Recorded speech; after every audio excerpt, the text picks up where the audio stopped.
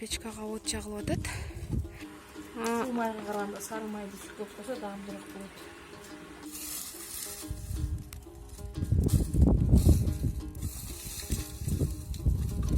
Печкага ушундай өтө агартпай, өтө ысытпай, жабыш керек, өтө агартсаң күйүп кетет.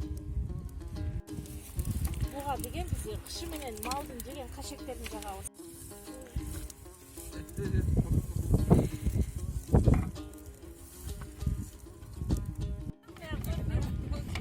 Несасы бар, орду бар.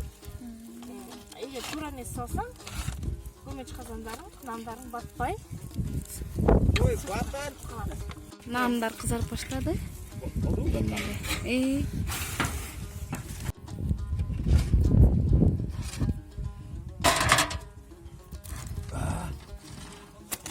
Төртөө болду эке.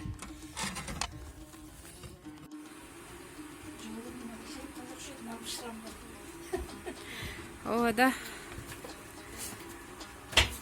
Машалла.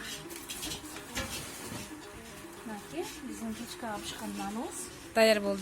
даяр болду. 10 мүнөттүн ичинде 10 нан даяр болду.